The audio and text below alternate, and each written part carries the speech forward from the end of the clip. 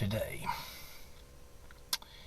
I'm out in the pickup truck, wanted to get in a quiet spot away from the family so I could talk about a difficult subject. And plus, the children are playing in the house, and it's the only place on the farm right now that's quiet and dry here in Kentucky. The title of this video is Why the Pipe Smoking Industry is Dying. Now, I'm going to try to be nice and pleasant here, but I can't promise that I won't use a little bit of coarse language.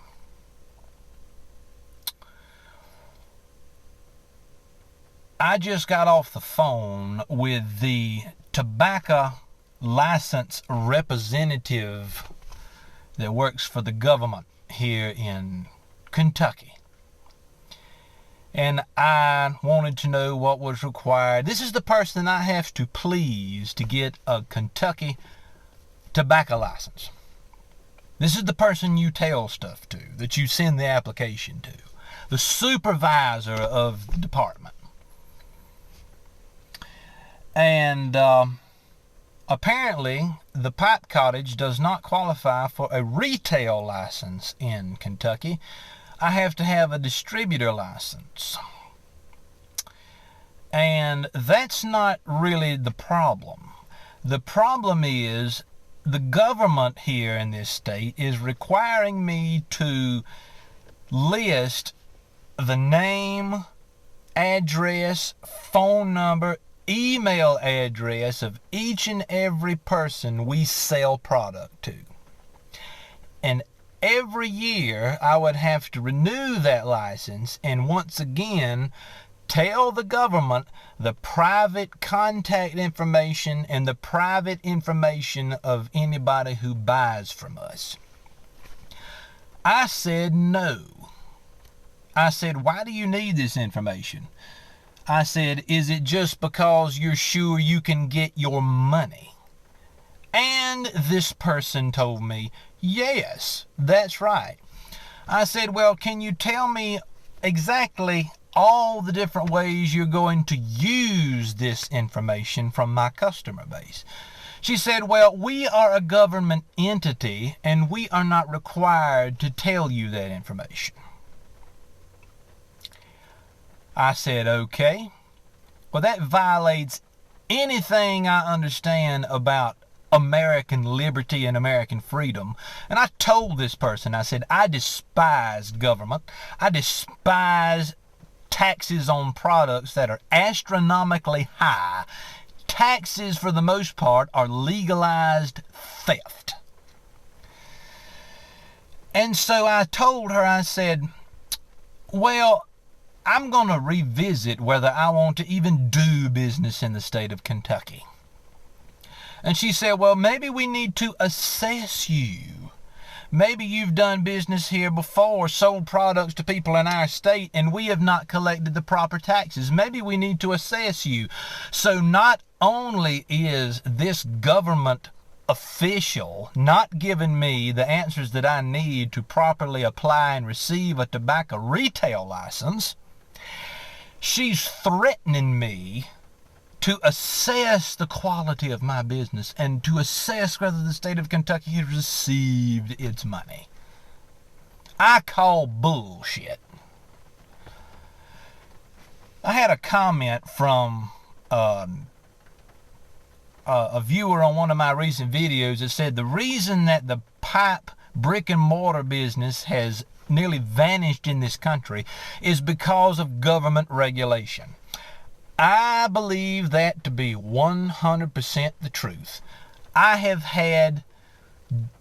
This is no lie, I have had dozens of people contact me via email or private message on Facebook or Instagram wanting to know how they can start a brick and mortar business in their community. At this point, I don't know that it's possible. I don't know that well, if you want to give the government the information of all your customers and violate what I consider to be a gentleman's agreement between one man and another, then go right ahead. But at this point, until I can figure out a way to circumvent the requirement that I give the government the detailed, itemized, private information of my customer base, I won't do that. That, to my mind, to my old-fashioned Southern conservative mind, that violates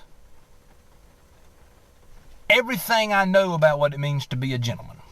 You don't go to the government and voluntarily give them information of other people, another man's house, another man's home. The only reason they want it is so they can make sure that they're getting their taxes. There are other reasons they want that information, but they failed to tell me what those other reasons are. So what does all this mean? What it means is that for the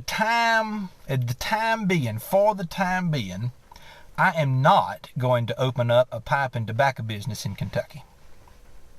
Now, is it just Kentucky? No. I foresee this type of government regulation coming to all of the states, particularly in relation to tobacco and alcohol use. You can go on YouTube and find all kinds of sexual-oriented videos that are monetized. And George Bruno has mentioned this time and again. But you cannot monetize tobacco videos. The country is screwed up, people. This country is screwed up. This state, the state of Kentucky, has just lost my business. If I open this business back up at this point, I'll have to do it either in Tennessee, but I don't know what the laws are in Tennessee. Now, my family does not require this business in order to make a livelihood. I opened this business because I wanted to have something fun to complement this hobby. I enjoy selling people pipe tobacco. I enjoy getting to know customers who buy things from us. It was a pleasant experience all around. I enjoy being in the tobacco business for the people. But because of that, that's the same reason why I'm not going to be in a hurry to get back into it now. Last week, even yesterday, I didn't know all of this. But I tried to apply for a tobacco license in Kentucky. It was denied because they didn't have enough information. Essentially, they didn't have the private contact and address information of every customer I have ever sold to. I will not give that information to any government entity or any other individual. So what's the future of pipe smoking and the pipe industry to look like in this country? I'm not going to name names, but I was in a recently I was in, now this is within the past couple of years, I was in a pipe shop, and the owner of the shop pointed to the inventory available for sale and said, within my lifetime, this is going to be illegal. Within my lifetime, this is going to be illegal. So, if that person is right, then in the foreseeable future, it's going to be illegal to blend and sell house pipe tobacco. It's going to be almost impossible for people to buy tins of tobacco that are less than $50 a piece. People need to realize how close the federal government came last year to passing a federal law which would have raised the price of tin pipe tobacco to close to $50. This is already the case in European countries. European countries already have to pay high prices for pipe tobacco and pipe products. So what are we to do? Well, we can either sit and watch the country go to hell and the products that we enjoy become unavailable to us, or we can perhaps do something about it. I don't know what that something is at this point, but I do know that Thomas Jefferson once said that when government ceases to represent the interest of the people, It's time for that government to have an attitude check, an attitude adjustment. So I'm angry today. I'm angry not simply because I don't get to open this shop up as soon as I wanted to, and I don't get to continue selling pipes and tobacco. I'm angry because we have let government have too much chain. It needs to be reined in. John Randolph of Roanoke, Virginia, said in the early 19th century that the federal government is merely the breath of the nostrils of the states. I had at one time hoped that the state governments would have the balls necessary to place a check on the power of Washington.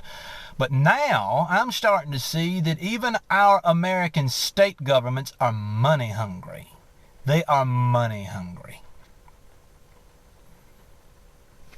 Doesn't make any difference. They can do what they want to do. So, what's going to happen to the pipe industry? Unless something changes, it's going to continue to die a slow and miserable death. Law and regulation has, as of right now, effectively killed my pipe business. It has effectively killed my ambitions to have a brick and mortar store. My goal is to continue to make content on YouTube, to make my voice known, because somebody needs to speak out against this utter nonsense.